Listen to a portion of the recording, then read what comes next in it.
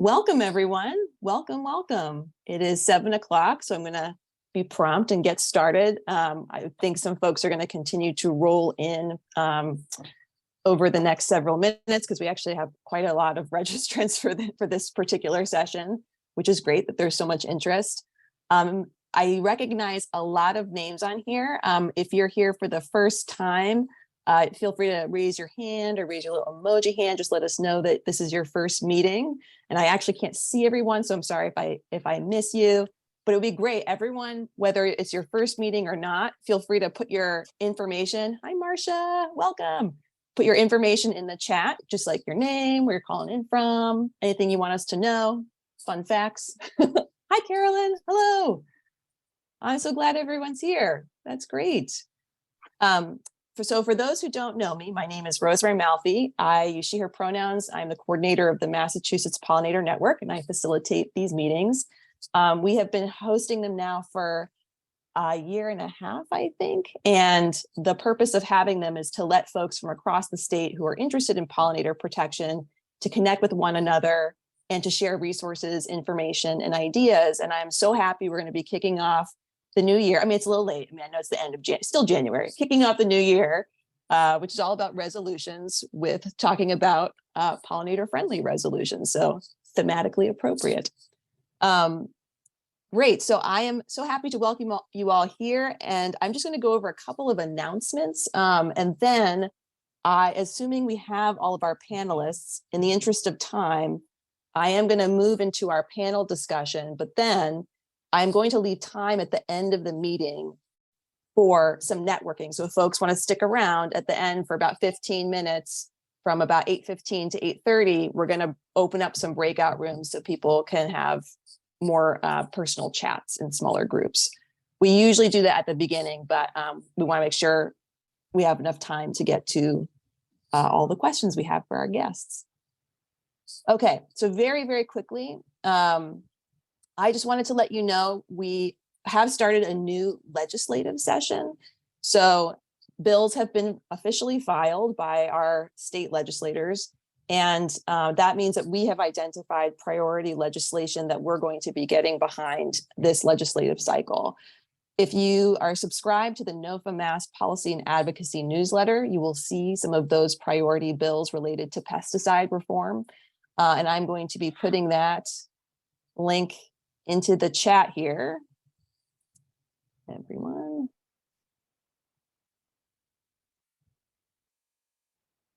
Okay, I put a link into the chat that links to a letter campaign that Marty, our policy director, started. And this is related to some priority pesticide reform bills. If you go to the NOFA Mass site and go to the policy and advocacy section, you can read more about that. And I'll also be including that in our February newsletter. So you'll eventually be getting the information one way or another. The one bill that's not mentioned here that the Pollinator Network will be really driving hard at is the Habitat Bill introduced by Representative Keefe of Worcester. And that bill number is HD 2715. And I'm going to put the link in the chat right there. Right now, what we're doing is trying to get legislators to co-sponsor legislation. If they have more co-sponsors, they're more likely to actually get behind, people are more likely to get behind the bill. So I will be sending out our own letter campaign for that particular bill in the coming days. So please just keep an eye out for it in your inbox. And if you're not subscribed to our email list, you can head over to masspollinatornetwork.org and sign up, and you'll be getting those alerts in our newsletter. Okay, great. I'm so sorry, I forgot to turn on captions.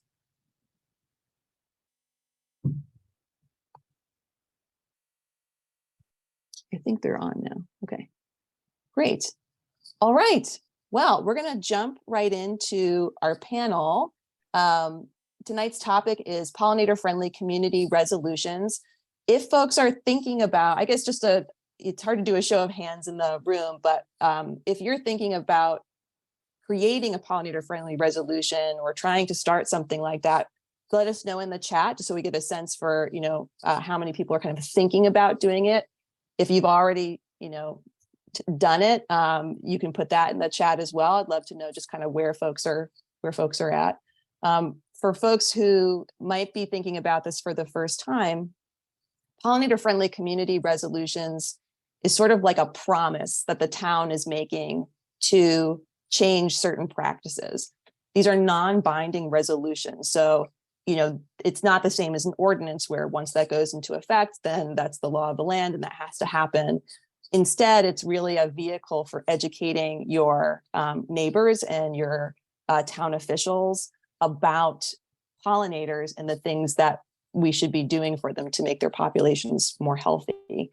And I'm just so happy to say that there are many Massachusetts towns now. I think, and my count's probably not up to date. I think it's like 30 towns or something like that have passed resolutions. And so it's catching on. And I'm excited to hear from our panelists this evening about kind of their perspective on their journeys to get them passed and some things that they might be thinking about moving forward.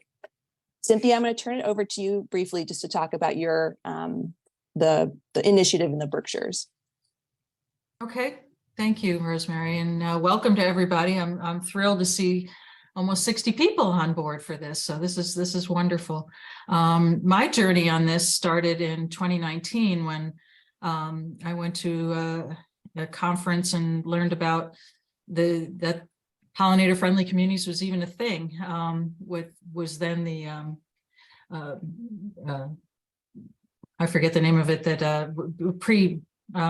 came before the Pollinator Network, community pesticide reduction, or but anyway, I thought, well, great, and I went ahead and found out how to get an article on the warrant and got 10 signatures, which was the requirement for our town, and it was put on the warrant, and lo and behold, it passed unanimously. And I thought, wow, that was great, but now what? We want to do more things with it. So we got a small grant to plant a pollinator garden at the library. Since then, excuse me, the Berkshire Conservation District received funding to help other towns become pollinator-friendly communities. And Monterey is the first town that we worked with, which is a shining example, and I'll, they will fill you in on all the wonderful things that they've been doing there. And we do have limited funding, but we have funding for 2 more towns in Berkshire County to help fund education, outreach, plant material to put in a community garden. We're also working with farmers to try to get them to adopt pollinator pathways on their farms to help with pollination. So it's really from a small idea, it's really avalanched into something much bigger, and I'm thrilled to see so many people here. And if there's any way that we can help your transition to get onto the warrant and get a resolution passed, we're here to help. And I'm here with one of my board members who is a graphic designer and a garden designer, and she's the one that has designed the gardens in Hinsdale. And we also installed a pollinator garden up in Adams at the Armory, and they are a pollinator-friendly community. So we're little by little, we're trying to connect the dots of pollinator pathways throughout Berkshire County. Awesome. Do you want to add to any of that? Okay. Thank you, Cynthia, for that summary. It's just such great work, and also very exciting that you have funding for some towns. That's unusual, and that's just like a really awesome thing that's happening. I apologize for anyone who's seeing just like the one square when someone speaks. I'm going through my phone. There are 2 me's on this call, so I apologize if you're seeing a black square when I'm talking. If you use gallery view, you should be able to see more people. All right. With that, I'm going to introduce our panelists this evening, who are all representatives of towns that have passed community-friendly resolutions, pollinator-friendly community resolutions, and who were driving forces behind that. So first, we have Cynthia Grippaldi, who just spoke, administrator for the Berkshire Conservation District. We have Vivian Orlowski, chair of Great Barrington's Agricultural Commission and director of Housatonic Heritage Operation Pollination. Ann O'Connor, co-founder of Bee Friendly Williamstown and former select person.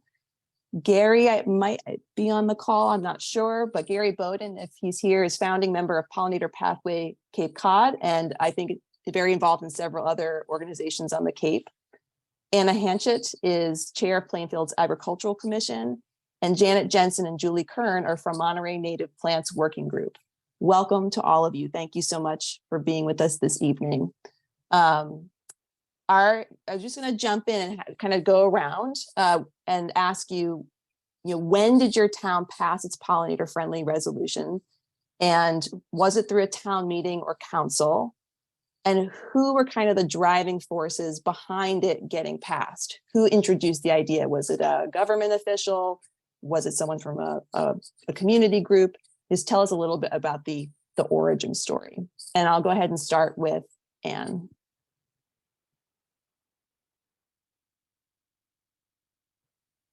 Sorry. Thanks. I don't think we were the first one. So I'm in Williamstown. We passed our resolution in 2017. At the time, it was a community activist who might be on this call, Shira, who had been in touch with Peggy McLeod of the Massachusetts or the Western Mass Pollinator Networks. And I think Great Barrington had already passed their resolution. We may well have borrowed their language just absolutely word for word. I'm not entirely sure about that. So it was a citizen initiative. At the time, though, I was serving on the Williamstown Select Board.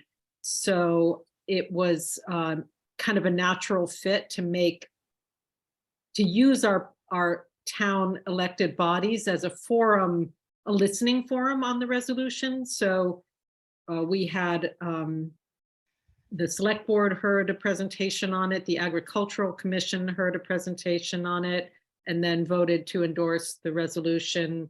And we got, or it was really this one activist who got rounded up a lot of letters of support that were presented at these public meetings, and may even one or two have gone as letters to the editor from beekeepers, from organic farmers.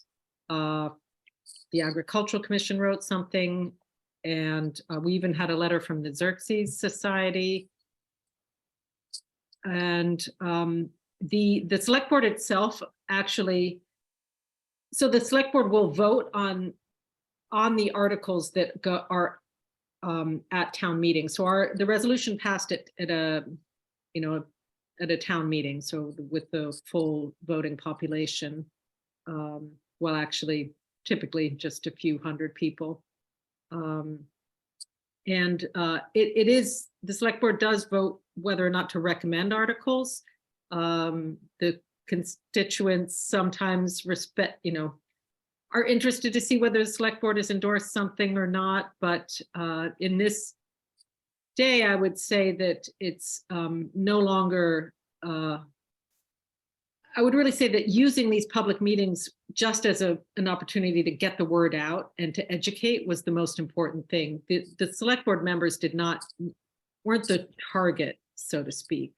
Whether they supported it or not was less important than just using that opportunity to get the word out. So I'll leave it at that. Great. Next, Vivian from Great Barrington. Oh, Vivian, you're still muted. As Anne mentioned, we preceded Williamstown. And as a matter of fact, Shira contacted me after she heard about our resolution. Ours passed in May 2016 town meeting. As far as I knew at the time, and haven't heard since then, anything contrary since then, we were the first town in all of New England to pass a pollinator-friendly resolution. At that time, Minnesota was very much in the leadership, and we learned about them through NOFA. I was at a NOFA summer conference where I met a representative of the, at that time, very active pollinator program at Friends of the Earth. And she said, "Oh, we're looking for more people to pass these resolutions, like in Minnesota, and there's no one around here doing it." I said, "Well, I'll give it a try." And so even though I really didn't have any reference point like you folks who are doing it now, I hope you reach out to those of us who have done it before, and certainly this program that Cynthia suggested and the resources of the Berkshire Conservation District are wonderful to have, but we didn't have anything like that back then. So thanks to the kind of link through Friends of the Earth, we learned more about Minnesota, and we put together a resolution, and it was passed unanimously by our very environmentally aware Agricultural Commission. And then it went to the select board for review. And we did a presentation there, which gave us publicity because all the select board meetings are televised and reporters cover it. And then it was recommended for town meeting. And at town meeting, we were near the end. It wasn't a high priority item, but people were very much in favor. We were a little concerned about a farmer in town who makes heavy use of chemicals, and but interestingly, he walked out. We were expecting him, and he's not shy. We were expecting him to be critical, but he walked out, and and we were passed by acclamation. There was no opposition, and that gave us a basis to move on to do more, focusing on the town's own policies. Even though our resolution applied to everyone, it was broadly worded for the whole community, residents, businesses, institutions, etc. We decided that as part of the town government agricultural commission, we should start, in our own backyard, so to speak. And our town owns or manages, I think it's close to 200 acres of land. I should check the figures. I used to know those, but it's a long time since 2016. So I have one more thing to say. I don't know if it should come later, but I think it is really important. Both our resolution and our presentation emphasize the economic benefits of this as well as the ecological, because we didn't want to be pigeonholed as just, another environmental group. We wanted to show that we were concerned with the economics of this in terms of farmers who are producing food that depended on pollinators, and also for maintenance purposes, that a pollinator-friendly landscape is also a more economical use of financial resources as well as natural resources. So that's something for those of you who are considering moving forward on this to consider that aspect of it too. I can also talk about some of the endorsements we got, but I'll save that for later.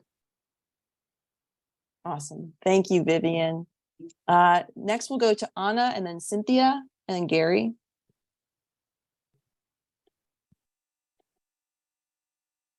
Oh, you're still muted. Yep. I guess it's appropriate that I follow Vivian because we followed Great Barrington pretty closely through Cummington. We sort of did our resolutions jointly with Cummington, but we didn't have to do as much footwork as Vivian did because we used hers. We're a really small town, and I think our government is pretty loosely run.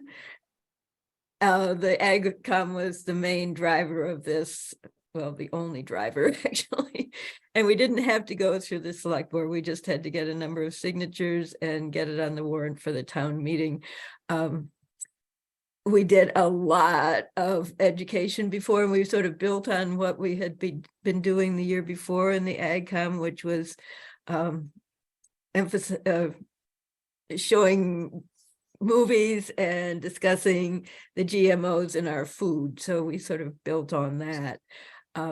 We are a right to farm agricultural community, but most of our fields, unlike Vivian's, are just hay. there is one large farm, unfortunately, since the resolution, it's been bought by a young man who does mostly organic farming. So we were really lucky that way. It used to be a potato farm, which was sprayed quite heavily. Then the only opposition we had in the town meeting was one family who didn't like government interfering with their lives. So you will run into that probably even more these days than we did. We did it in 2017 when political times seemed to be a tiny bit less contentious. Any other things that we? No, I think that's good for the first question. Okay. Thank you, Anna. Town you're in? Anna? Plainfield. Plainfield, okay. yeah, Thank you. it's a very small Yeah. town, but I'm so glad to hear that Monterey is doing something because I used to live in Monterey. So Oh. Awesome. Okay, Gary, if you're here, yes. I think I saw you pop in. There we go. Hi, everybody. Sorry, I was on another Zoom call, but happy to be here.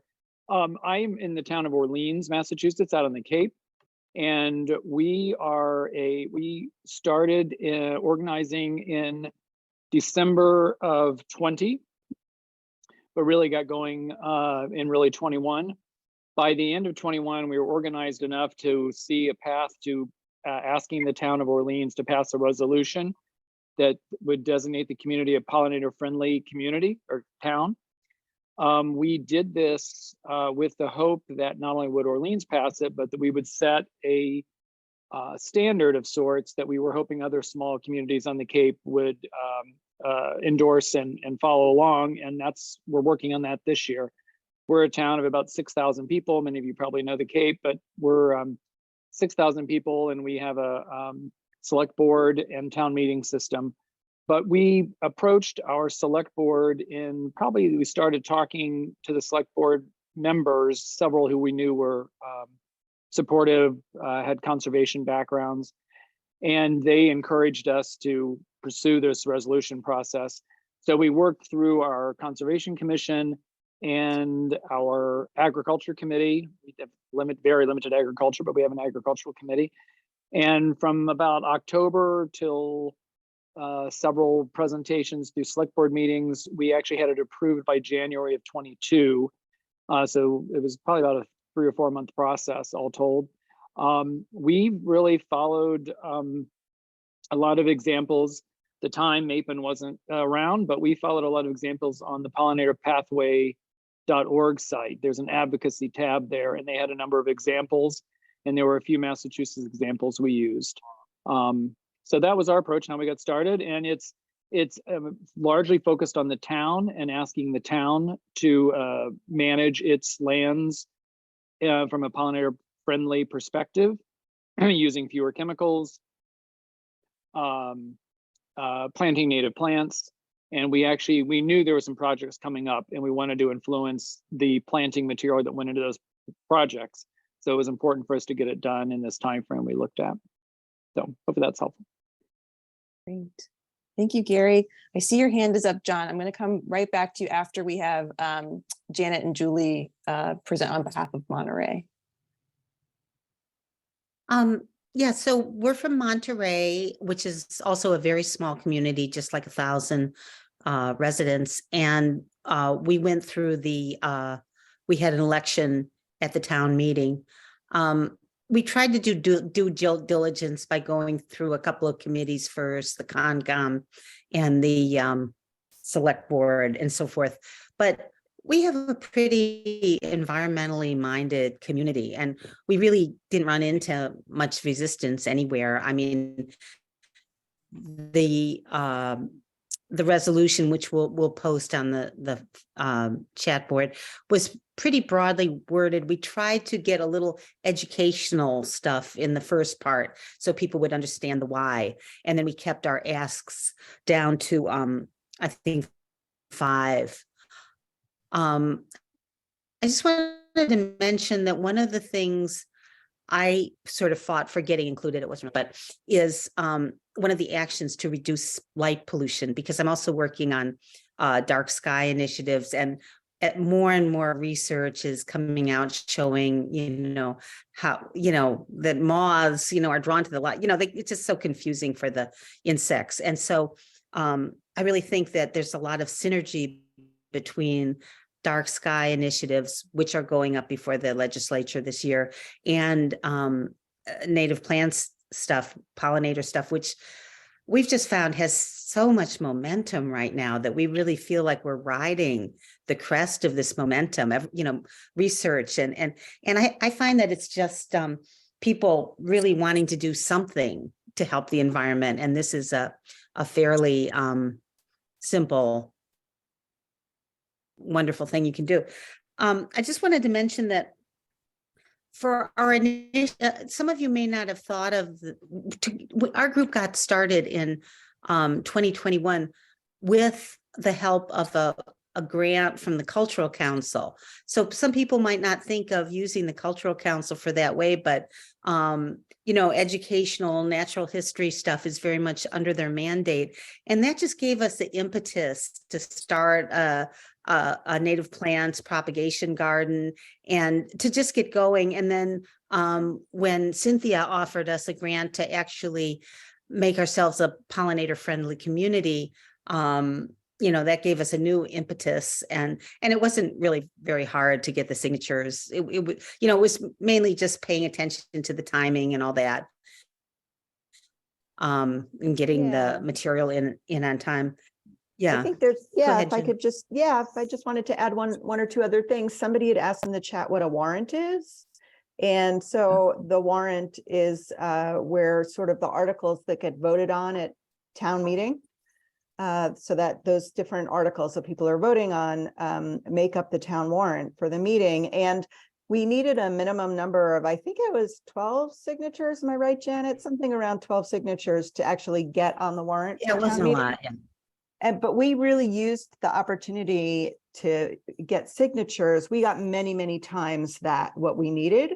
Two of us stood in front of our Monterey General Store in a blizzard, and people driving by stopped their cars to see, why are these people standing out in the blizzard? And so we got signatures that way. And also we went to the town dump on a Saturday and a Sunday, also very cold, and people came over. And so it was a way to talk about what we were doing. And at the time, actually, that we asked people if they would sign, we gave them a copy of what the resolution said and asked them if they had any questions. And then we also used it as an opportunity to hand out some educational flyers. So by the time that we had town meeting, we had many, many people who had seen us, who had interacted with us.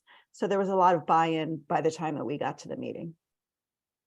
Yeah, we had offered a few educational programs, which we continue to do, and we had a number of articles in the paper and stuff. So, yeah. I think also the fact, if I could just add one more thing, because I know people have their hands up, but the fact that it was non-binding really helped people who may have been on the fence or a little bit reluctant. We many, many times emphasized that it was aspirational, that we wanted people's help in the community. So nobody felt like they were going to be slapped on the wrist if they didn't comply with what was in the resolution. So that was helpful. And we're already finding it's a really useful tool to get our place at the table in various town issues. That's fantastic. Thank you. And John, I know you've had your hand up for a while. So I just wanted to mention that 2.5 years ago, I initiated a pollinator resolution here in Amherst. I met Peggy McLeod and found out about them back when there was a Western Mass Pollinator Network, and I got several allies, who joined in and endorsed the resolution, including League of Women Voters and several of the farms in town, and Hitchcock Center for the Environment and the Graduate Student Senate at UMass. It was a pretty long list, and it was done by acclamation, which means there was absolutely no discussion. And I did post it in the entire document in the chat, by the way, because people were asking, can we see the resolution? You'll even see footnotes, annotated footnotes, because this is an academic community, we figured we'd better put some justification behind all those whereas statements, and we did. So, but bottom line is that nothing's been done. This is after all, it's a non-binding pollinator resolution. Now, the town has had a lot of other matters on its hands, and it's understandable, but it's also the fact that it's a conservative dominated town council right now, and they tend to shut down anything that the progressives are interested in doing. So I'm hoping that there'll be a change in the political climate in the elections coming up in November. But until then, I don't really see much hope of anything happening. It can be a good educational tool, I think, but that was my experience, is that there was not even the beginning of a conversation of what they would do about that resolution. It was just done by acclamation, and there was no discussion. There was no delegation of responsibility, how it's going to be carried forward. Thank you for sharing that, John. I think that actually is a nice segue to our next question, which is about, for our panelists, which is about how you built awareness of the resolution and how you went about getting support for it. And I hear you, John, that it's, maybe there's support for it in the town, but not in the government. So if anyone can speak to, maybe those sort of two realms, trying to get buy-in from your government officials and, folks like DPW, and also getting buy-in from your neighbors, that would be a great experience to share. I think if you just want to put up your hand to say something, I can call on you, but Anne, I was going to start with you. Sure. Yeah, I would just say, as a former elected official, you can always go and talk to them individually, and that never try to speak to them as a group. Pick them off one by one, educate them, have a conversation. They might or might not eventually come around to see your point of view, but that's the way to engage with them, and send them an email, ask to meet them. The less that's done through email and all of that, the better also. I would say it was sort of still an easy political climate when ours passed. The select board was ho-hum about it, but the town citizens were ready to endorse it, especially with it being non-binding. So that part was not especially challenging. I don't know whether it would be any harder now. And I have things that I will add once we're talking about what you do once you've successfully passed your resolution. And that's sort of speaking to John, but yeah, that's what I have to say about that. Great, thank you. Gary, I see your hand up. Right. I actually would echo sort of what I heard from Janet, and actually what Ann said. Ours wasn't terribly challenging. We did do what Ann said. We went one by one to the members who somebody in our group had some personal relationship with. Water is a huge issue here. We are a water community. So the whole concept of not adding fertilizer and pesticides to the ground wasn't really a hard sell. Our town does have some regulations that limit what town officials can do on town property. And we knew that was there, but so we thought that part of our non-binding resolution was probably not going to run into any problem. What we were trying to introduce was the concept of planting native plants. We had seen a number of plantings in town done with ornamentals and not native plants. And so that was largely what we were trying to do, but we also were trying to educate the public about this. So we have used it for that purpose. So, and I like Ann was just saying, I think there's some recommendations I'll give when we get there about how to network afterwards. But I think you aim. I noticed John's is actually not that dissimilar from ours, but finding what your key messages are and keeping your resolution simple and direct, the whereases and then the ask makes it easy for them to endorse, quite frankly. But the non-binding nature of ours was also helpful.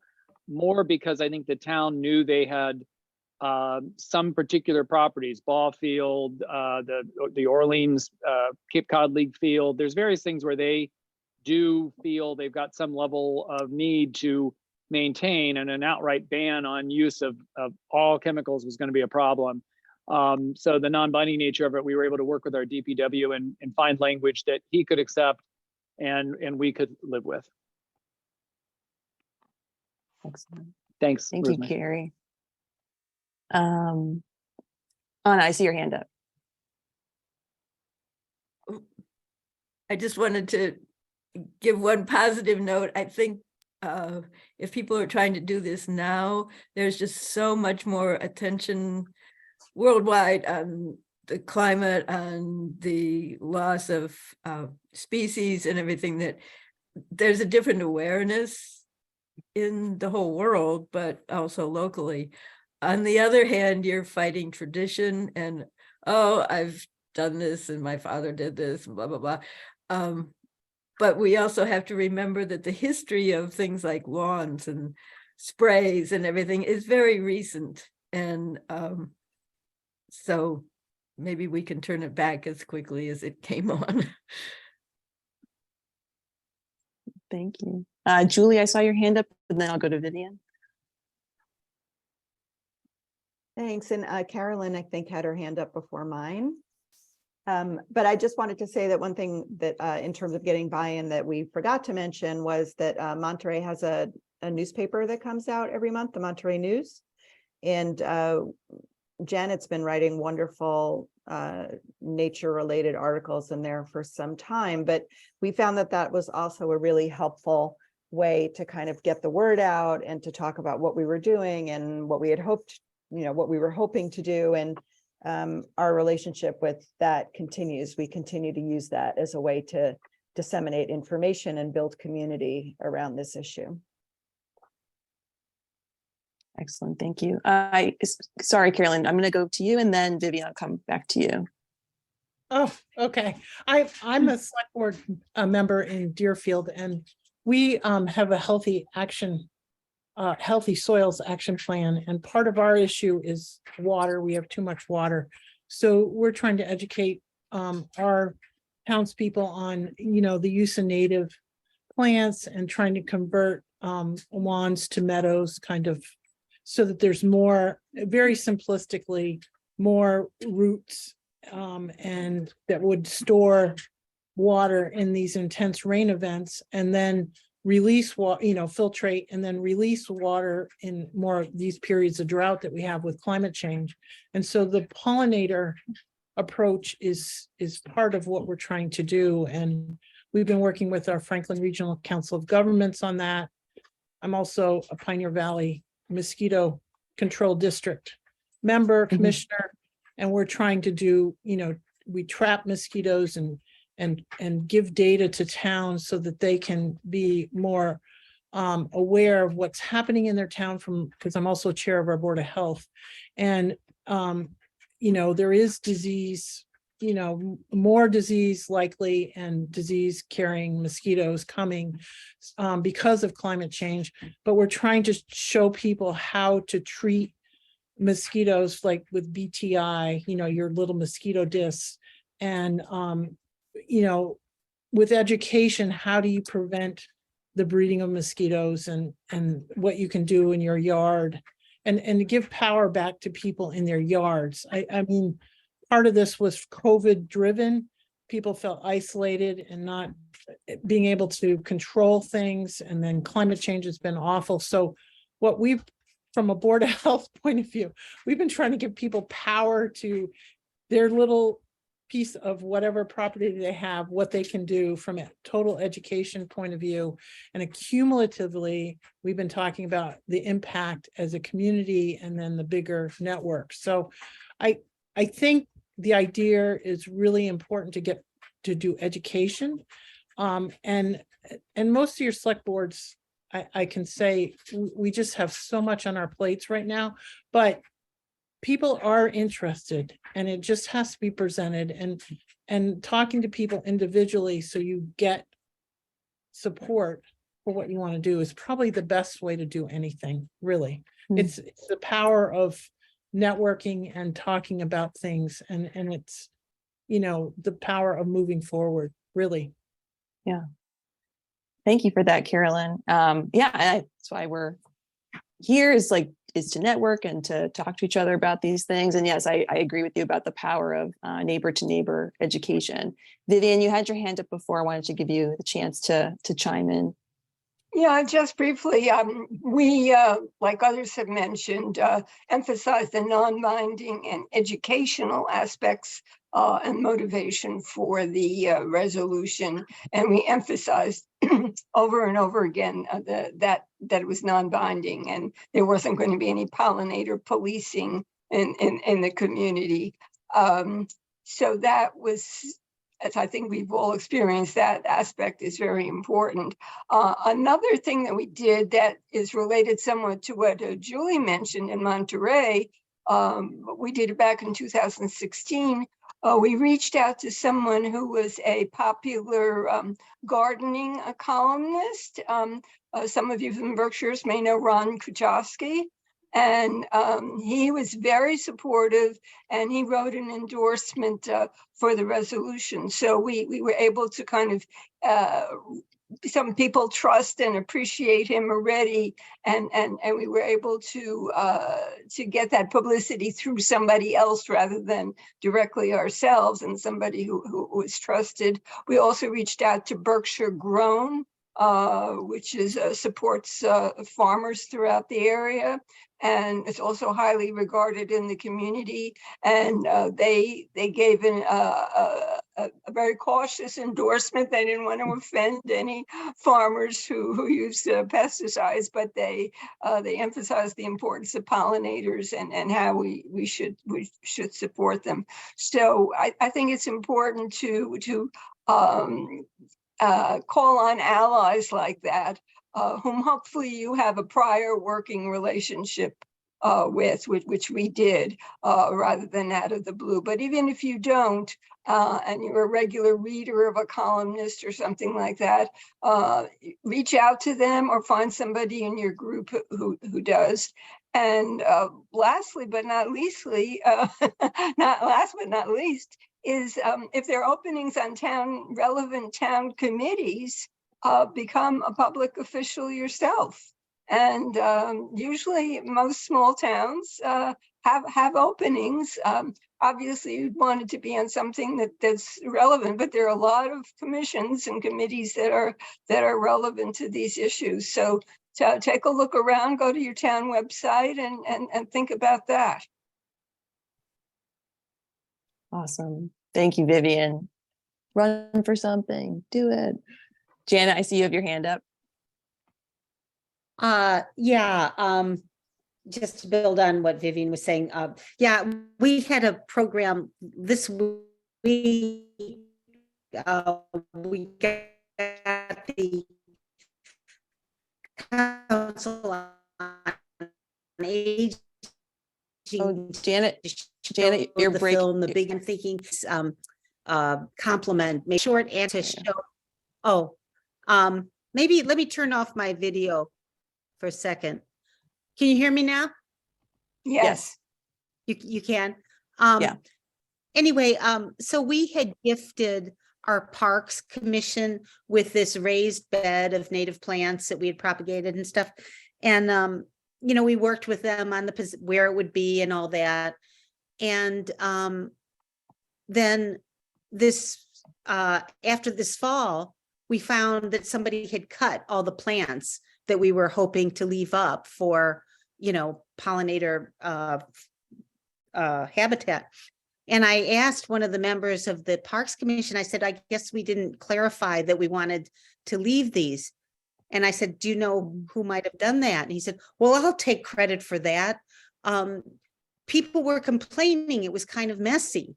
So it just made me realize the depth of ecological illiteracy and the need to really reinforce a different kind of aesthetic. So that's one of our, goals moving forward. And in fact, on that thing, we got I don't know if you guys know Paige Dickey, the garden landscaper, author. She did a wonderful talk at the Berkshire Botanical Garden program, and she's pretty famous. So she's going to come and talk about bringing meadows into the lawn, which is a really thing that so many people can do in our area. Excellent. Thank you, Janet. Cynthia, did you want to chime in too? Did you? Sure. I think to reflect what others have said, having it be non-binding made it a lot easier to pass. I mean, I represented the town of Hinsdale, which only has about 2,000 residents, and it's a pretty conservative town. But I think when it came up in the warrant, it was the last thing at the end of the town meeting. Everybody wanted to go home. And the town moderator just said, I'm going to just let you all read this and then we can vote on it. And it passed unanimously. But I think weighing the fact that it's non-binding made it easier to pass, but it also makes it to be a lot less committal on the town's part. So, it's really up to us to push it at this point. And I've been a little lax on that part, but I'm starting back into it now. I'm starting to volunteer at town hall. So I have the town administrator's ear, and I know that he's supportive of what we did. So, I'm trying to get an in to say, okay, we do have this resolution. Yes, it's non-binding, but what can we do to have it be, a realization? And I'm proposing to maybe even start like a sustainability committee, for lack of a better word, just to try to find out who else is out there in this town besides the 10 people that signed my petition, to really keep this thing going and expand it more than just, okay, nice, we have a pollinator garden at the library, we're done. No, we're not done. There's a lot more that we can do. Thank you for that, Cynthia. And actually, it just moves us right into one of the questions that I have prepared, which is about that very thing. So these are non-binding resolutions. People don't have to, abide by what's in them. So what are the next steps that folks should think about taking once they've gotten, support, once they've have it written, once it's hopefully passed? What are the next steps that you would recommend people take to ensure that those things are actually implemented? Anne or Gary, did you want to start? Sure.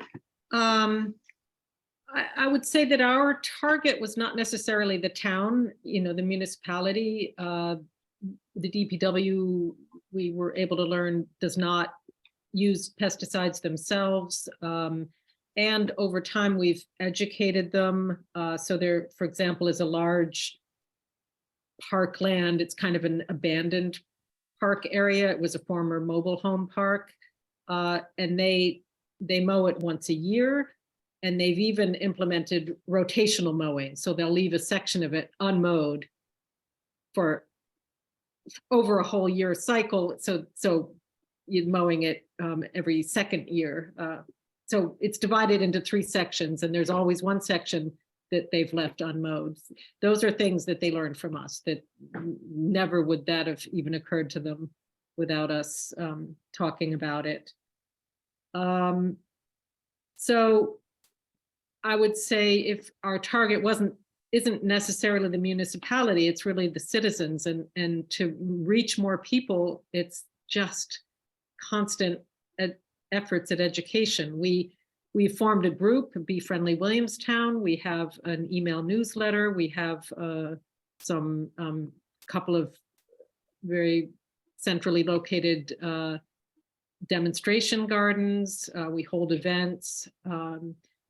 I feel like there's always more that can be done. I'll just note that right after we got the grant, we applied for, right after we passed the resolution in 2017, we applied for a grant from the Toxic Use Reduction Institute at UMass Lowell to fund educational activities and awareness raising on the reducing use of pesticides and pollinator enhancement, and got close to $10,000 to do that. We put a large portion of that into a day-long training session for landscapers, who are a group that we haven't talked about yet. I haven't heard anybody mention landscapers, but Williamstown has a lot of people who don't do their own landscaping, but hire people. And we didn't want them to feel threatened by our activities. And so we offered them this training session on organic landscaping, organic turf management, basically, how just to maintain a lawn without pesticides, but just also pushing this idea that, you know, a lawn doesn't have to just be grass.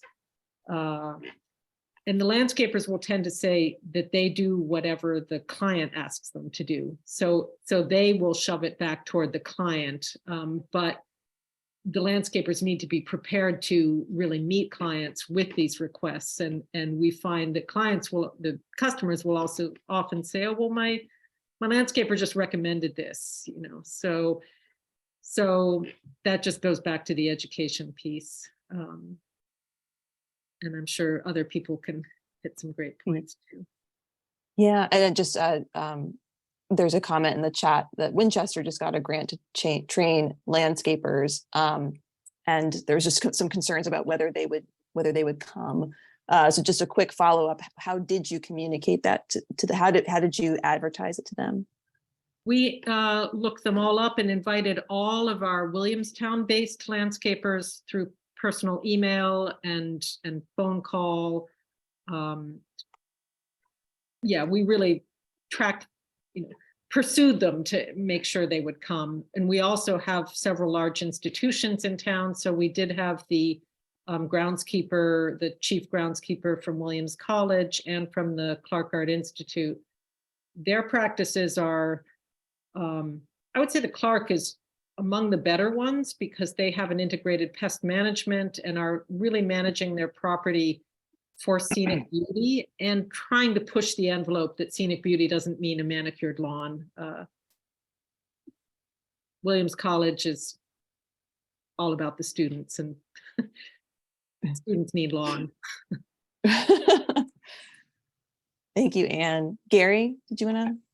Yeah, I'll just quickly, first off, that's fascinating. And what you're just talking about with the landscapers, we just talked with our group about this on Monday, is a goal to try to figure out how to reach the landscapers, because our concern is we have all these second homeowners and landscaping companies everywhere. So this is great to hear some hopefulness that, you know, maybe that you can actually reach them. But to what we did, I think the key thing with our group has been really being personally responsible. And by that, I mean, we knew it was a non-binding resolution. We knew it stressed those 4 things of chemicals and planting native plants and leaving the leaves. I had the exact same situation Janet discussed. We planted a native garden. I went by and just happened to be there the day the young woman who works for the town was there. And she proudly told me she had just cut back everything. And I was like, we had this conversation, you know, it's a demonstration project. And, you know, she gets it now, she understood, but, you know, I thought we had been clear. Clearly we weren't clear enough. But we do have regular conversations with our DPW head and our tree warden, and he is on board. I mean, he knows he's got challenges, but I think it's a personal responsibility of several of us on our committee who are active in town, who are on other committees and have a presence in town, and therefore sort of have, you know, we're known, to keep them honest about it. Also, our Conservation Commission's been behind us 100%. They're thrilled we did this. So one of our members is on the commission, and they have the ear of our conservation staffer in town, and that's helped. So I think the town employees in those areas where the resolution has impact are aware of us. They have not started any new plantings in town without talking with us. Our DPW head spoke with us before he filed his state required pesticide use plan that he needed to put in. Apparently need to file it once a year. And he talked with us about it and what tools he was using, and, you know, trying to show us his intent to use the least toxic control in the limited areas where he needed to apply controls. So I don't give up hope that just because you pass the resolution they're all just going to follow it. It takes homework. It takes correspondence. It takes reaching out to those people. Thank you, Gary. I saw Janet, and then I'm going to Anna. And I know we have a couple questions from non-panelists too, and I promise I'll get to you. I think this training idea is so important. I was just it would be really helpful, I think, if NOFA or some larger trainings for landscapers, and also for talking to our DPW. How can we, we're not Janet, you're trained horticulturalists, how do we help them? Janet, you're Okay. breaking up. Hear anything? Sorry. Yeah, it's better when your video's off. It's just Okay, a bandwidth issue. Never mind. Yeah. Can you, Are you good? Can you hear me now? Yeah, we can. When your video's off, you're perfectly clear. Yeah. Okay. Did I was just saying this idea of training, I think, is so important. I was wondering if it's possible for NOFA or the conservation district or anyone to maybe help us design some kind of training modules for landscapers and also for DPWs, or maybe we could get a committee working on it, because we're at the stage of trying to work with our DPW, but I'm not sure what to tell them about, managing invasives or, what they can do. So it would be really helpful because in-service training could just be part of the job of the road crews or the maintenance crews, because I think on one level, they don't even really quite get why we want to do this. So, there's just a really different levels of training that could really be profitable to give them. It's a really good point. And I feel like DPW comes up a lot in our community pesticide reduction network meetings too. So I think it's on a lot of folks' minds. Anna, you had your hand up, and then I'm going to go to Julie. Yeah, one element of the town. Well, first of all, we aim most of our education at just the property owners, because they're really the ones who affect the most landmass in our town, which is very small but very spread out. Population wise, very small. The one element that we haven't mentioned in education is the kids, and we've really concentrated on that a lot. And our little plot at the community center, which is the post office, has raised a lot of attention. So this year we had programs there for kids. They built bee houses, and then we had a work day for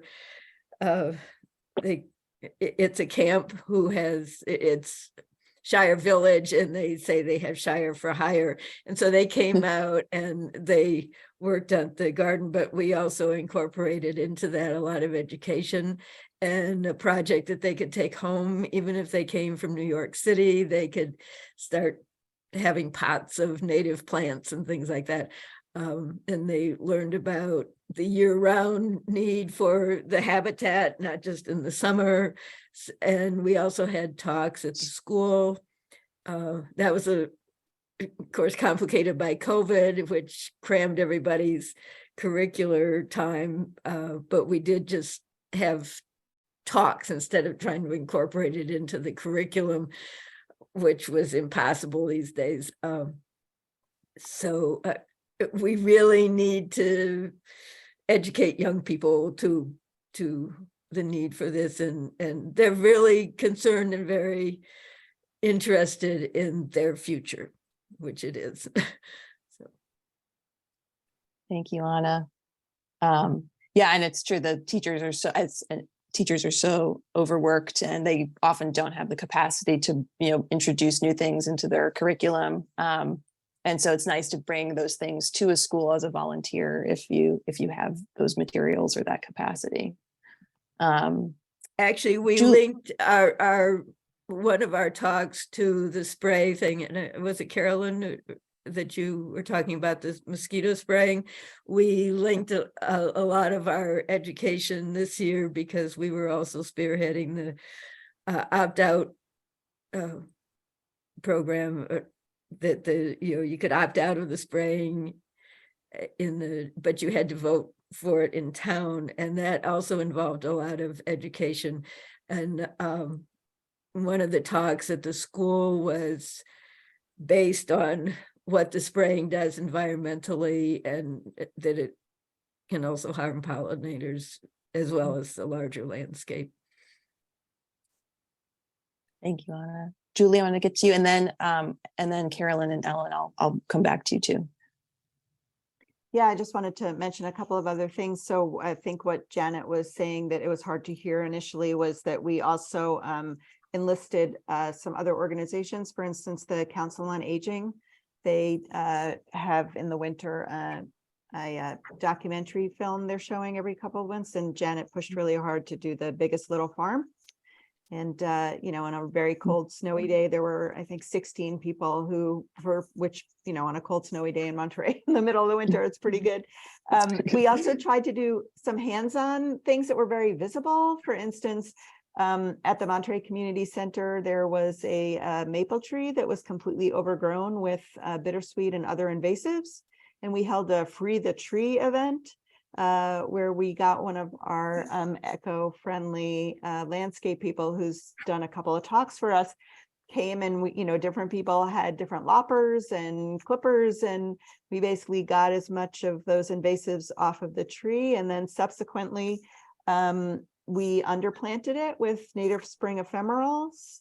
And so at the community center, and we're very, letting people know to look in the spring, and doesn't our tree look great now because it's freed from the invasive. We instituted a monthly backyard ecology series education. And so sometimes we show videos, and when we can, we have in-person events. We had a wonderful young woman come over from Taft Farm in Great Barrington. And she came and did a whole program about monarch butterflies and the life cycle. And we encouraged kids to come as well, and she was able to talk about their food sources and bring examples in jars. And so we really find that the more that we can engage people and provide something for them to come to, we did a talk about fall cleanup, what to do, what not to do. So those are all things that people are really, really interested in. So. And Julie, did you host those? I know you said, so some of those talks, like the cleanup talk, was that online? Are you hosting Zoom meetings with your neighbors? So we are mostly doing things in person, but we haven't really worked on the technology to do Zoom meetings yet, but it's one of the things that we want to do, especially in the winter when the town population drops. A fair number of people go south, but they would be very interested in some of this as well. So we're hoping to do some of our talks. We did also, one of the very first things that we did when we first formed, we showed Doug Tallamy's The Little Things That Run the World, which is available widely on YouTube. You can just find it. And we invited people to the community center, and we showed that and answered questions. And that was a good early intro for people to sort of get some of the basic principles of what it means to do eco-friendly planting and things. That's awesome. If I could just jump in for a second. I mean, when you guys, I think it was in the beginning of your endeavors that you had a native plant garden tour, which is what introduced me to you and Janet, and Donna and I came down, and that was so inspiring, and that really, that really jump started us on doing more hands-on activities in town. That's true. That's true. I had totally forgotten about that. We had a couple of different sites. So it was my property and then a couple of different properties, including this pollinator box that we did at the community center. And so for a number of hours, people could, we drew a little map and people came around, and I'd forgotten about that, Cynthia. Thank you. If I could just piggyback on the tree thing with the bittersweet, we did it in a different way. We've been we organized right after we did the resolution, we formed the Plainfield Tree Alliance, which was to replace either dying trees or ones that Eversource had taken down or something. And so we've really infiltrated that group. And we put out a brochure about possible trees to plant, available ones, but it was all native, and we really pushed the native. So we're actually planting for the future all along we're concentrating on street trees. So they're pretty much all natives. And then we give recommendations of how the people on whose property they're planted have to water them for a couple of years, but we also recommend that they not mow under them extensively and things like that. So through that thing that's very visible in town, people are hopefully getting educated. But it's a hard road to stop people from mowing. Really is. Your brochure is beautiful too. I've seen it. It's lovely. Okay, I know your hands have been up for a while. I'm so sorry we didn't get to you sooner, but Ellen, I think your hand was up first, and then Carolyn, we'll get to you. So sometimes I feel like there are several Massachusettses, if this makes sense. There's the wonderful western part of Massachusetts where, God, I wish I was living right now. I lived in a really small town in New Hampshire for a long time. And then there's crazy mow, blow, McMansion, Eastern Mass, where everything is fast, no one has time. You get out there, you get the companies. And literally, like many of you have heard, 25 of my nearest and dearest loving neighbors are using pesticides everywhere all the time. And I've even had people come up onto my property to blow my leaves around because they said that I should be doing what they're doing. So it's a very different world.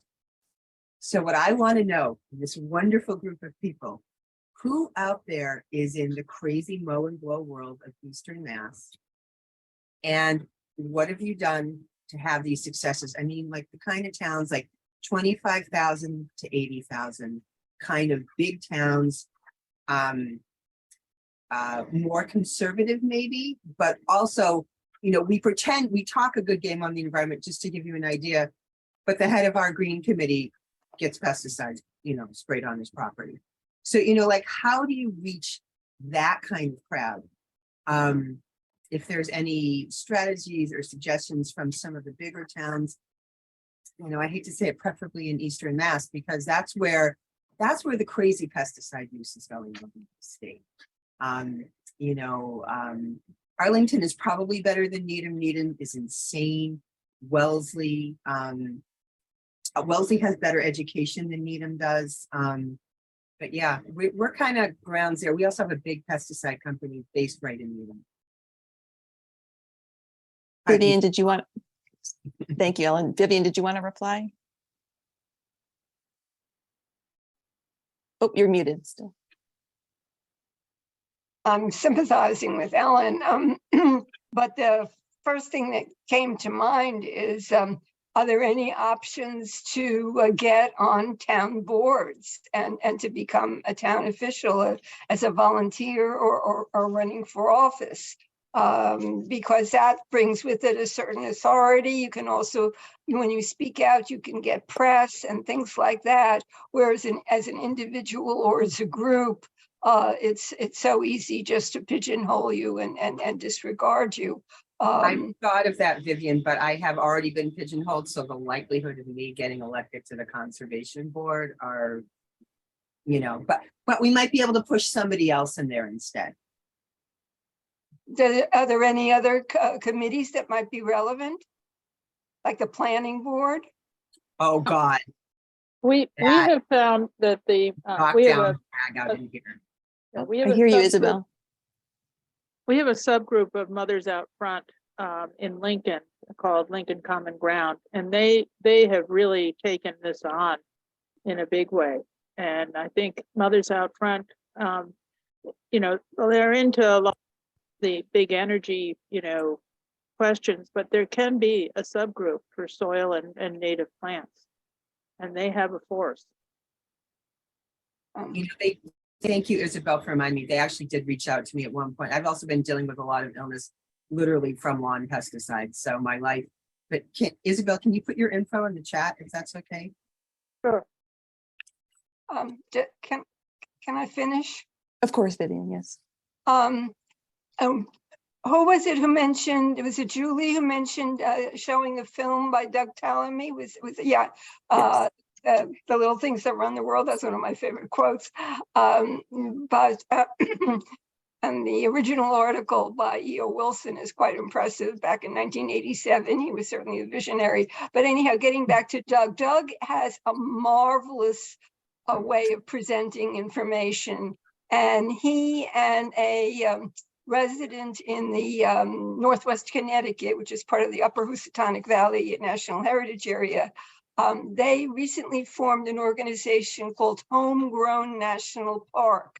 I don't know if you're familiar with that, Ellen, but they are studiously non-political. They're not a lobbying organization. They're not a membership organization. They're not trying to compete with other environmental organizations. But what they are trying to do is to empower people to take action on their own, even if they live in an apartment, to put plantings out on their deck, or to start a community garden on the lawn area.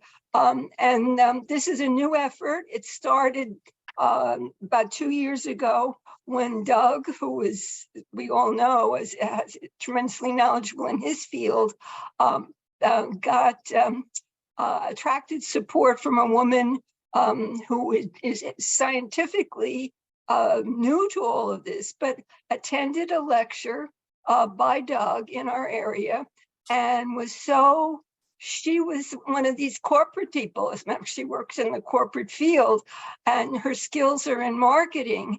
And her eyes were open, and she was so transformed that she decided to make this her personal mission and to support Doug's efforts with her skills. And it's the two of them together that have formed Homegrown National Park. You could look at homegrownnationalpark.org, and they are ramping up a map. Currently, it's in the initial stages, but they're going to be doing more to make it a networking tool. And that would be a way that maybe you can reach out to people, starting with something like what the folks in Monterey did, was by showing a video at the library, or if you can get into the, any other venue that might be willing to show one of Doug's videos, which usually are about an hour or so, and then start networking with people who come from different backgrounds. You might find the equivalent, like Doug did, of Michelle, of somebody from that corporate sector whose eyes are open and who can bring their network and their skills to this cause. Thank you, Vivian and Isabel. We actually started a Resiliency Gardens project and a pollinator group during COVID. So we have a base, but I like the idea of going outside of your typical going outside of the environmentalists, right? Because we're already doing the right thing, right? I think that what people don't realize is the network, the environmental network that is so essential. And that's what Tallamy points out so beautifully. And he's just so conversational. It's really easy to use his materials for education. But people are so separated from nature, particularly in an urban setting, that they don't realize the vital importance of these things to their lives. They're just like, oh, well, I'm going to kill all the insects that come across my path because I don't like them. But they're the keystones to existence. And so when they realize that, then they turn around. But Tallamy's stuff is great. And he also has a hub. Is it, Vivian, do you know, it's Tallamy's hub, I think, but it's part of the Homegrown, his hub is it part of the homegrownnationalpark.org network. Yeah, they're but that has all his videos, his talks, his this and that. And they're very eager to partner with the Massachusetts Pollinator Network. So stay tuned. Perhaps we'll learn. Great. We'll be I able to- love that stuff. to bring these tools more directly to those of us who are involved now and in the future with the Massachusetts Pollinator Network. Yeah, stronger together. We are at 8:15. And I do want to give time for people to chat in groups. So, and I know you have to log off. So thank you so much for your time. Thank you for being here this evening. My final question, since we somehow filled up the hour already, I don't know how that's possible, is actually kind of a forward-looking one. So, you know, some of you passed your resolutions some time ago now, and I'm wondering if you could revise them.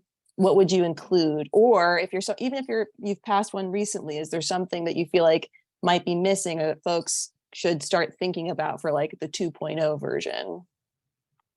Let's see, Cynthia, do you want to go first? Sure, yeah. I pretty much stole Williamstown's resolution and adapted it to Hinsdale. And I was just, reading it through today. And I think if I were to do it again, the things that I would add would be one of the points was a commitment by the town to avoid using herbicides, insecticides. But I think it could have been more explicit, like how are we going to do that and through what department? Is it DPW? Is it the Conservation Commission?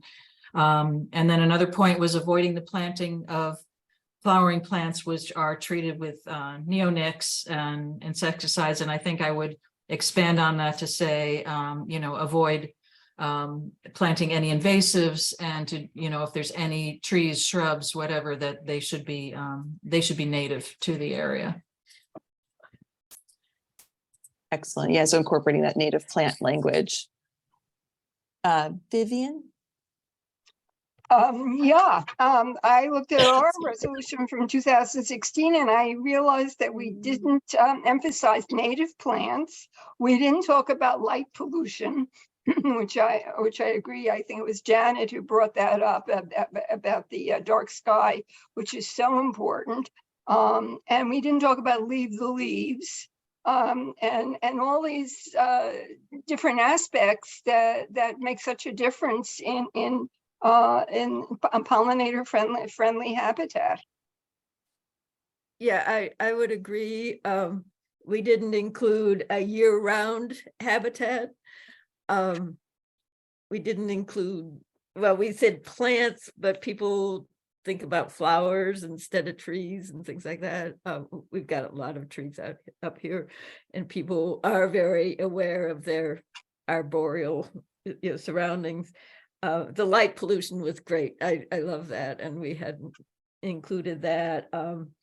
And maybe mowing recommendations, particularly, well, the lawns are very important, but also fields, and to go way back to the beginning, the farming connection is also important. And there are ways to manage farms that are advantageous to them economically because they get more pollinators, but also do not cut into their field space, just add good things to it on the edges and mowing times and things like that. Unfortunately, hay has only mowing times determined by weather usually, but there are ways to get around that. So depending on the emphasis or the nature of your town, I guess you would put in different things, but those, particularly the year-round habitat. Thank you. I think Anne has probably signed off, but Gary, if you're still there, is there anything that you want? Yours is fairly recent, so I don't know if there's anything that you would add yet. But yeah, no, ours, I mean, I had the benefit of many people ahead of us that I was able to capture ideas from. So at this point, we're happy with what we've got. Awesome. One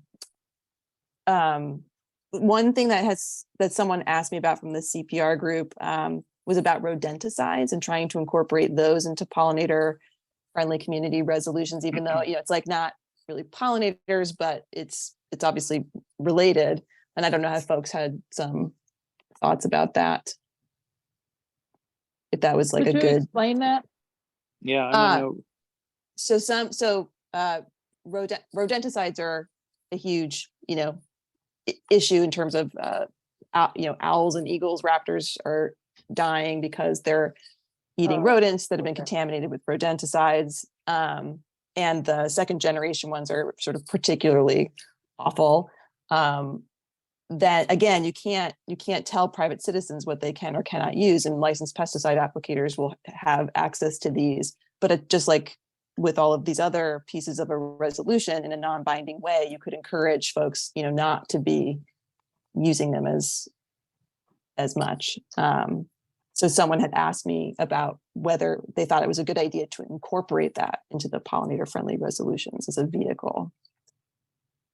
I don't know if anyone has thought about that. But anyway, just a comment and food for thought. Betsy, I see your hand is up. Betsy? Yes, I was, yes, can you hear me? Yeah, yes. Can you hear me? Yes. Betsy? I also knew that Audubon has this, yes. Can you hear me? Mostly. Can you hear me? Yes, mostly. I was, Mass Audubon has a program that offers financial incentives for farmers to wait to mow fields in order to facilitate bobolink nesting and to wait till hay until later in the year. So I didn't know if that was something that you knew about. I did not know about that. That's really interesting. Betsy, if you don't mind, will you just send me a link to that program when you get a chance? I'd love to include that as a resource. Awesome. Well, somehow we managed to fill up this time. With thank you. With just a few questions. Thank you all for taking the time to share your experiences with us. I'm sure folks on the call probably have some other questions. What I would like to do is send a follow-up email to all of the registrants for this talk, plus the folks, through the normal Massachusetts Pollinator Network channels, with some resources about pollinator-friendly community resolutions, which will include some links to resources about how you submit something to a town warrant and like what a town warrant is. So that should give you some more detailed information. But if you have any questions at all about that process, please feel free to reach out to me and I will put you in touch with the right people. My email address is rosemary@nofamass.org, and I'll put it in the chat. We are up on time, so I want to respect our panelists' time, but for folks, we usually do a networking thing at the beginning, and I didn't do that at the beginning in the interest of being able to get to more questions. But if folks would like to stay on for like another 10 minutes and break out into groups, I am happy to host those breakout rooms so that you all have a chance to kind of talk to one another. So I guess I would say if you're going to sign off, maybe sign off now, and then whoever's left in like the next 60 seconds, we can shuffle into groups. And thank you everyone for coming out tonight. I really appreciate it. And I hope to see you at our February meeting. Thank you. Thank you, everyone. Thank you, Rosemary, for hosting this and bringing us all together. And thank you to the Monterey folks for the inspiration. Thank you. Yeah, thank you so much. And thank you, Cynthia, this was Cynthia's idea to bring everybody together. It's a fantastic idea. We should do this a lot. This was productive. Thank you, Western Mass. Lots of